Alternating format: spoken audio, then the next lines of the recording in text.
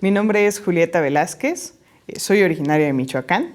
Actualmente soy asesora en un proyecto que está brindando información acerca de la defensa de los derechos laborales.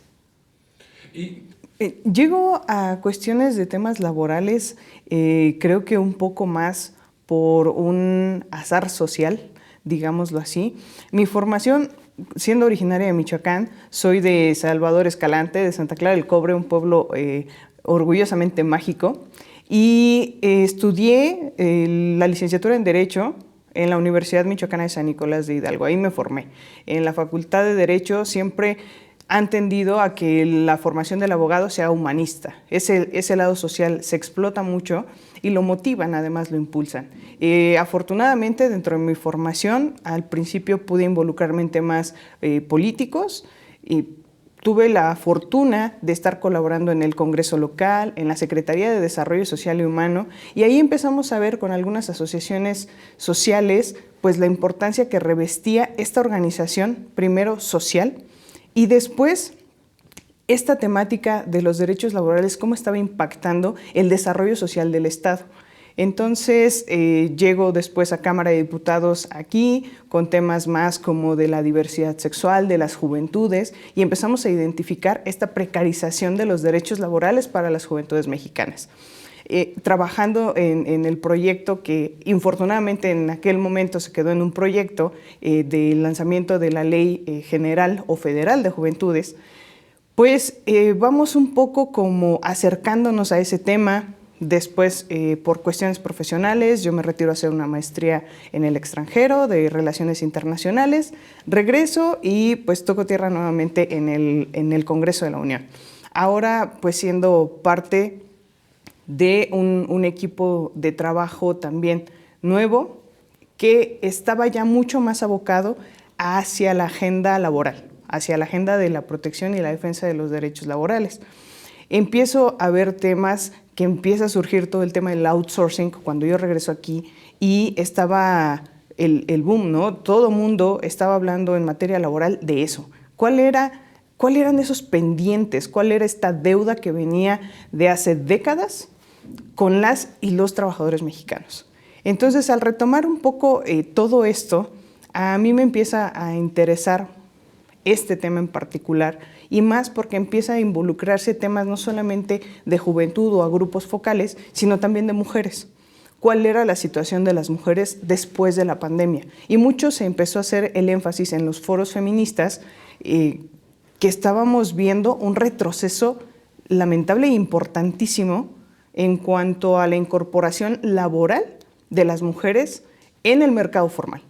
Entonces, a raíz de todo esto, yo llego a un proyecto en el que se empieza a impulsar y a trabajar en el conocimiento de la reforma laboral de 2019, del Tratado de Libre Comercio, de las reformas que ha estado impulsando no solamente este gobierno, pero también desde el Senado de la República, la Comisión de Trabajo, ¿no? Liderada ahora por el senador Napoleón Gómez Urrutia.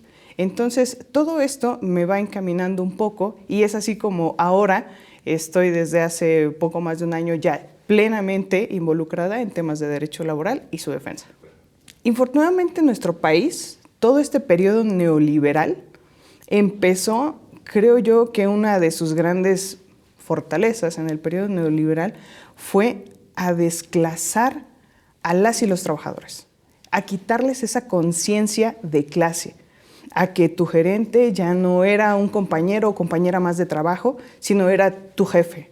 Entonces, todo este fenómeno neoliberal se aprovecha de esto, se aprovecha de la precarización de las y los trabajadores, de llevarte a ti como trabajador y trabajadora a vivir al día con un sueldo que no te alcanza para absolutamente nada, y lejos de que tú como trabajador o trabajadora digas, me voy a organizar, voy a defender mis derechos, vamos a pelear en unidad, lo único que estás buscando es sobrevivir.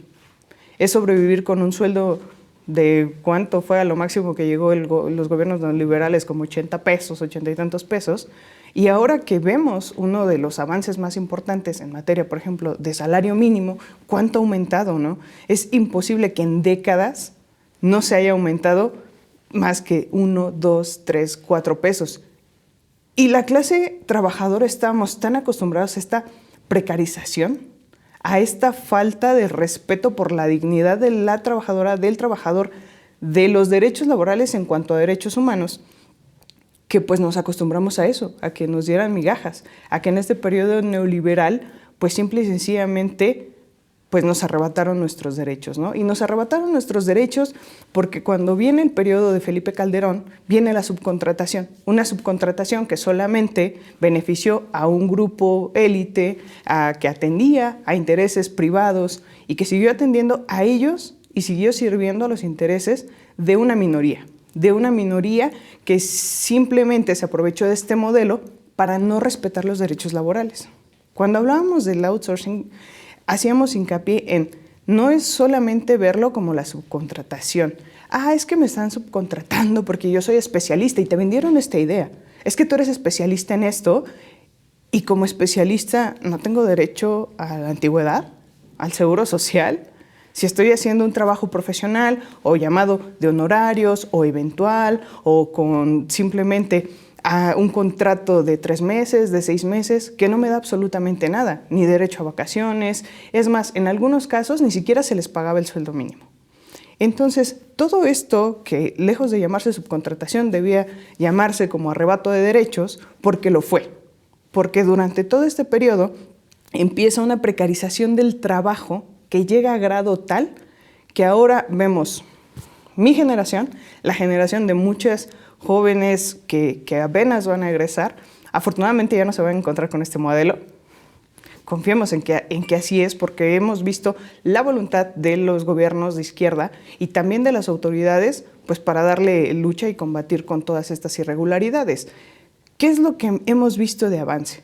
Hemos visto más avance en estos 4 años, casi 5 años, que en las 3 o 4 décadas pasadas. Hemos visto más avance, ¿por qué? ¿Qué es lo que ha hecho este gobierno de izquierda? ¿Qué han hecho las mayorías legislativas que tanto repudian, que son afines a las ideas de izquierda, que tienen y legislan con esta conciencia social, con esta conciencia de clase, que se identifican con las luchas legítimas del pueblo? ¿Qué es lo que han hecho? Además de esta reforma laboral que era tan necesaria y que, bueno, ya quitamos esta figura y este modelo del outsourcing. Bien, ¿qué más se ha materializado?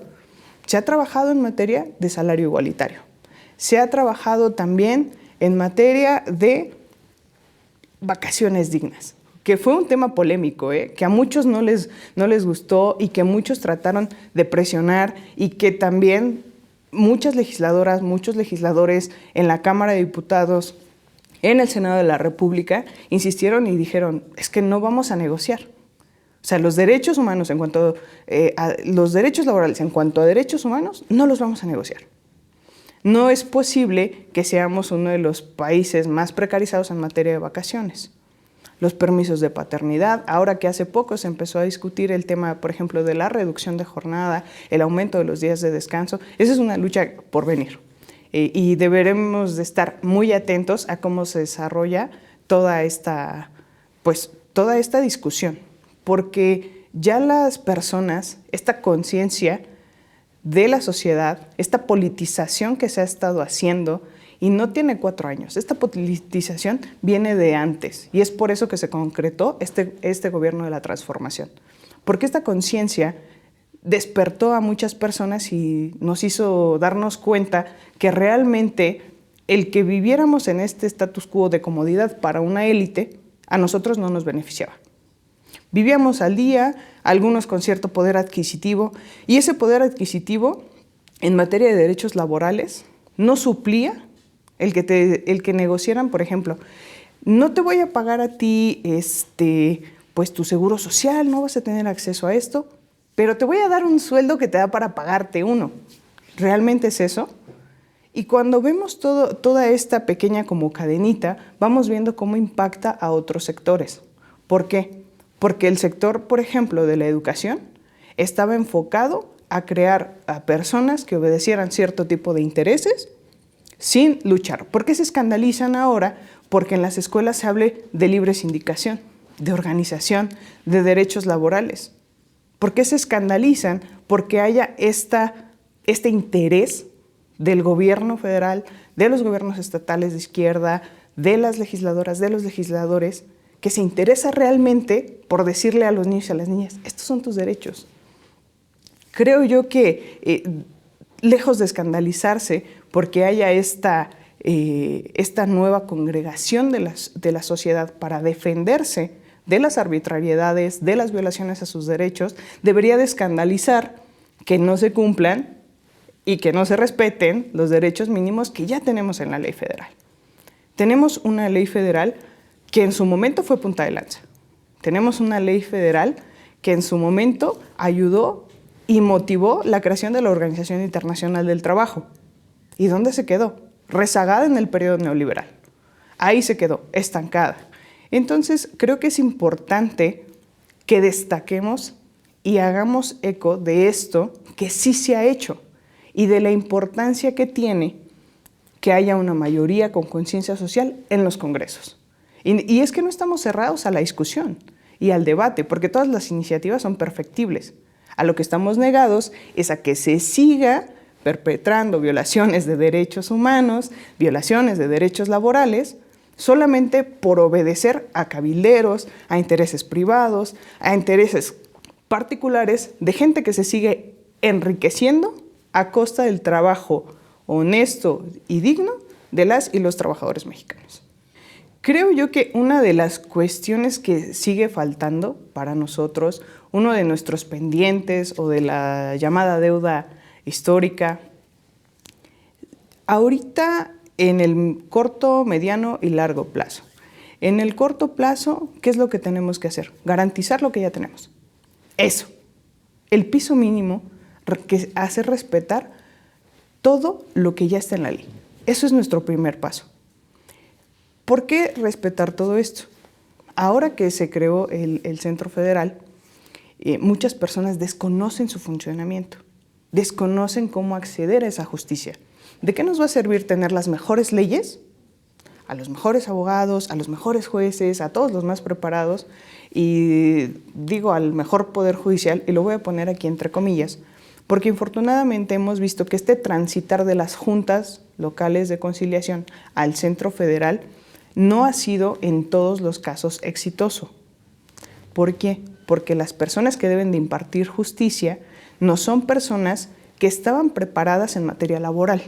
Es decir, estamos viendo gente que en su momento fue juez civil, o penal, o familiar, o de otra índole, pero en materia laboral se requiere una perspectiva a veces un poco más amplia. No te puedes limitar muchas veces a lo que sí puede acreditarte un trabajador, sino a lo mejor tienes que ser más observador y ver cuáles son los faltantes de las pruebas que te está presentando un patrón. Por ejemplo, ¿qué es lo que sucede en materia de justicia laboral? ¿Cuánto gana un trabajador o una trabajadora? El salario mínimo ahorita estamos como en 207, casi 208 pesos, más o menos, al menos para la zona general. ¿Cuánto te cuesta acceder a un abogado? ¿Cuánto te cuesta acceder a una consulta? Esa consulta te va de los 250 pesos, 500, 1000, y de ahí sube lo que gustes. No le alcanza a un trabajador y a una trabajadora. ¿Qué es lo que deben de hacer las instituciones? Que estos derechos se respeten. Y nosotros también, en general, como ciudadanía, debemos de estar atentos. Debemos de saber cuáles son las realidades y los contextos de cada uno de los sectores. No podemos ser apáticos y creer que la lucha de los trabajadores y trabajadoras de aplicación no nos impacta. No podemos creer que el hecho de que las trabajadoras del hogar se estén organizando no nos impacta y no nos involucra. Es que no necesariamente tienes que ser parte de ese sector laboral, porque eso es lo que han hecho, dividirnos por sectores y terminan entonces haciéndose pequeños grupos y es que yo no soy taxista, es que yo no soy repartidor por aplicación. Y si vemos las luchas pendientes, hay muchas. Y si vemos algunas cuestiones que son muy urgentes, por supuesto. Y yo a lo que le pondría una banderita roja sería a la impartición de justicia. Sería al acceso a la justicia que van a tener las y los trabajadores. De nada me va a servir tener el mejor centro si ellos no pueden llegar ahí. Si ni siquiera pueden ir a reportar que les están violando sus derechos y que hay algunos que ya nos han estado preguntando, oye, es que dicen que pues mis días de descanso me los van a dar o me los van a cambiar por mis días de vacaciones, que pues si ya me voy a tomar el 1 de mayo, que me van a dar de una vez el 2 y que me lo van a tomar a cuenta de mis vacaciones. Entonces, todas estas arbitrariedades, todas estas, ahora sí que pues, malas prácticas que vienen de toda esta época, que se les permitió a los patrones hacer lo que querían, que podían hasta ellos mismos ser juez y parte, y ellos decían qué estaba bien y qué estaba mal, ellos decidían qué trabajador o qué trabajadora podía tener acceso, es más, no solamente al trabajo, sino a una impartición de justicia, llegaban a las juntas a billetazos queriendo pues simplemente acallar las voces de quienes querían organizarse, de quienes querían una no repetición, de quienes querían seguir trabajando por esa necesidad que tienen, pero en mejores condiciones, ¿no? Y todo esto que sucede, creo yo que es importante que pongamos ojos en lo que sí ya tenemos. Ese es nuestro primer paso. En el mediano plazo hay luchas que ya tienen un camino andado, que infortunadamente no se han podido concretar por distintas razones. Por distintas razones porque recibimos un país en llamas, un país sangrando. Y el remediar todas las heridas que tenía este país ha sido una tarea titánica. Y 6 años no nos van a alcanzar, y 12 años no nos van a alcanzar para remediar todas estas luchas y para abanderar a todas y agruparnos todos y organizarnos todos en la defensa de nuestro México, en la defensa de, pues ahora sí que este proyecto, ¿no?, que está transformando y que está transformando vidas.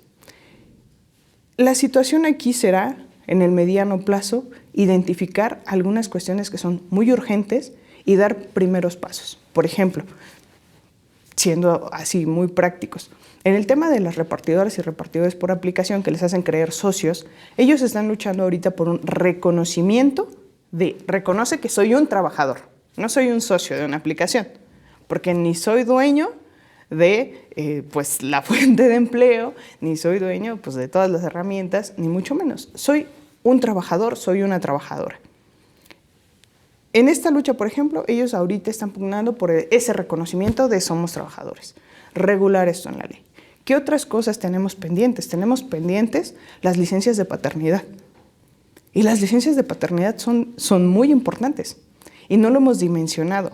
En un país como México, que tiene altos índices de abandono, altos índices de madres jefas de familia que pues por X o Y motivos, los hombres no se han involucrado como en este proceso de cuidados, de crianza y demás, y algunos otros ni siquiera pueden. Hay personas o hombres que dicen, yo por supuesto que quiero estar con mi hijo, con mi hija, con mi esposa, con mi familia, pero no puedo porque me llevan a trabajar 6 meses a la mina de no sé dónde, y a los 6 meses me regresan, estas empresas que no respetan ese tema de, pues tienes que vivir aquí, puedes trabajar aquí. Entonces, todas estas pequeñas luchas nos hacen ver que hay problemas sociales muy grandes, muchas veces a raíz de la falta del respeto de este tipo de derechos y de muchos otros. Entonces, creo que habría que ver este tipo de cuestiones. En México debemos al menos de alcanzar, ahora sí como dirían por ahí, la media. De alcanzar y de ponernos a la par y equilibrar un poco la balanza y que los derechos que sean reconocidos aquí en el país estén más o menos homologados a otros en materia también, ¿por qué no decirlo?, la reducción de jornada. Va a ser importante esa discusión. La reducción de jornada, el reconocimiento del tema de los días de descanso. Ese tipo de temas creo yo que también van a encontrar buen puerto si la gente, si la sociedad en general se informa, se involucra y también pues empuja un poco, ¿no? Muchas legisladoras, muchos legisladores se vieron no solamente presionados, yo diré que muchos se vieron arropados cuando en sus distritos les empezaron a decir, oye, ya firmamos, oiga, diputada, diputado, senador, senadora, un oficio, juntamos firmas, los vecinos nos estamos organizando, queremos que voten a favor de las vacaciones dignas, y muchos se vieron presionados, mayormente los de la derecha, pero los de la izquierda se vieron arropados. Es decir, esta lucha es legítima, esta lucha no la estamos peleando solos, esta lucha viene de un México que quiere mejores condiciones laborales. Y yo me he quedado mucho con cuestiones que han mencionado legisladoras y legisladores. Recuerdo hace poco, ¿no?, cuando se discutió el tema de la ley minera y veíamos el impacto que tiene en el tema de aguas, no solamente minas, del medio ambiente y también de los derechos laborales y también de ese trabajo. Recuerdo que la senadora Citlali Hernández decía, estamos aspirando a algo, tal vez no era lo que se buscaba, pero ya tenemos algo, ¿no? Recuerdo que el senador Napoleón Gómez Urrutia también mencionaba, ok, es muy importante que identifiquemos qué es lo que tenemos ahorita, qué se logró, pero también cuáles son los pequeños pasos que nos van a faltar. ¿Qué es esto que se debe de concretar mientras aún estamos aquí? ¿Por qué? Porque no podemos ir dejando tampoco cabos sueltos. En materia laboral, habrá que ser muy enérgicos también y muy precavidos y que no nos empiecen a poner trampas mañosas. Por ejemplo, algunas organizaciones que se enquistaron y que, arropadas por el poder, pues también buscaban la manera de evadir sus responsabilidades y de no cumplir con la ley laboral. ¿A qué me refiero con esto? Ahora que la Secretaría de Trabajo también ha estado como impulsando toda esta agenda, que han estado como muy al pendiente de los procesos, nos hemos dado cuenta, y yo les comentaba, los nuevos retos a los que nos estamos enfrentando son las viejas prácticas. ¿Por qué? Porque estaban acostumbrados antes de, ay, pues mira, para formar un sindicato necesito 20 personas, pero yo traigo 19. ¿Por qué no firmo doble? O que firme mi hermano, aunque no sea parte, y tú me lo das por bueno, y pues tú, ahora sí como dicen, ¿no?, te haces de la vista grande. ¿Qué es lo que pasó ahora? ¿O qué es lo que está pasando ahora? Que la Secretaría de Trabajo tiene ese doble chamba, porque hay que estar identificando todas estas anomalías y todas estas irregularidades y no permitir que se vuelvan a cometer, que se vuelvan a repetir, y que las organizaciones que obedecen a otros intereses, que no son las luchas de los trabajadores, de las trabajadoras, pues no empiecen a buscar la manera de evadir la ley o de buscar, como dicen por ahí, el fraude a la ley.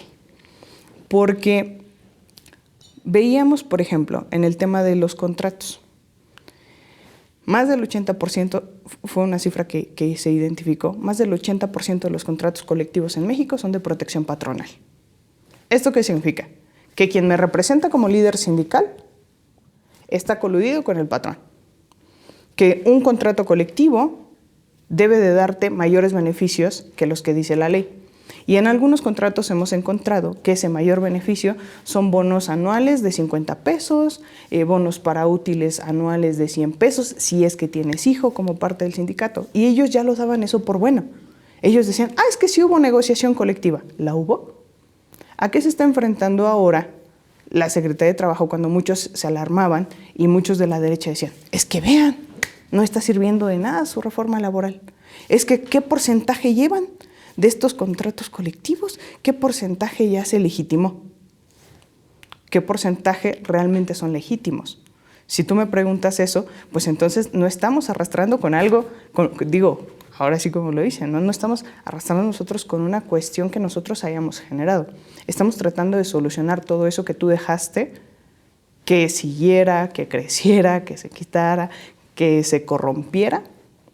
Y estamos tratando de darle forma, estamos tratando de que aquellos sindicatos y organizaciones independientes crezcan, que la defensa de los trabajadores sea legítima, ajenas a los intereses de un patrón, ajenos a los intereses de una empresa.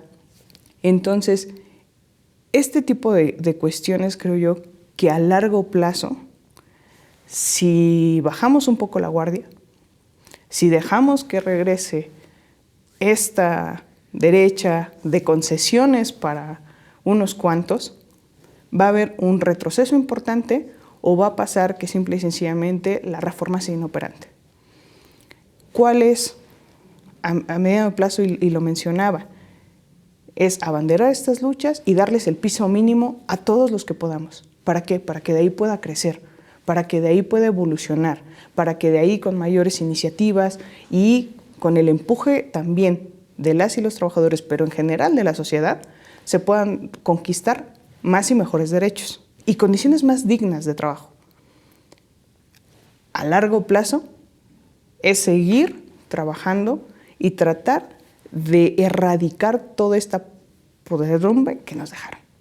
Erradicarlo, erradicar todo esto que simplemente empezó a gangrenar nuestra sociedad, que simplemente empezó a podrir la esencia de nuestro México, que siempre ha sido trabajador, que siempre ha sido luchón, que siempre ha sido solidario, que siempre nos hemos unido, nos hemos organizado, que siempre defendemos las causas justas, que siempre en América Latina trató de abanderar muchas luchas y fue punta de lanza en muchísimos temas y que infortunadamente lo fueron dejando poco a poco morir. Entonces, estamos tratando de rescatar esta esencia, estamos tratando de rescatar en todos los ámbitos, pero en el laboral encontramos, creo yo, que ni siquiera nos imaginábamos el tamaño del problema que teníamos enfrente hasta que él se destapó.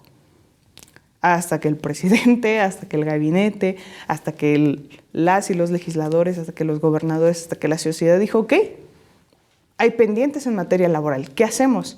Ok, empecemos a maquillar, empecemos a hacer, empecemos a crear. Y cuando nos dimos cuenta, realmente ya estábamos ante una situación urgente, ante una situación que ya nos podía salir de control si no empezábamos con reformas estructurales. La reforma laboral fue una de las primeras que se logró en 2019. No ha sido la única, evidentemente. Ha habido otras muy importantes, pero es una que sigue en marcha. Su aplicación, su implementación sigue en marcha. Entonces hay que estar también muy pendientes de qué es lo que se está haciendo y, por supuesto, además, seguir concientizando a la gente, seguirnos politizando, seguirnos informando, no quedarnos con una única versión y pues invitar también a los compañeros y a las compañeras que no se asumen como de izquierda, pero que sí son trabajadores y que sí son trabajadoras y que no son dueños de las fuentes de producción. Creo que eso sí tenemos en común. Seas de izquierda o de derecha, lo que sí tenemos en común es que todos somos trabajadores. Y creo que eso es algo bien importante, porque el que nos estemos dividiendo y segregando no permite que muchas luchas avancen.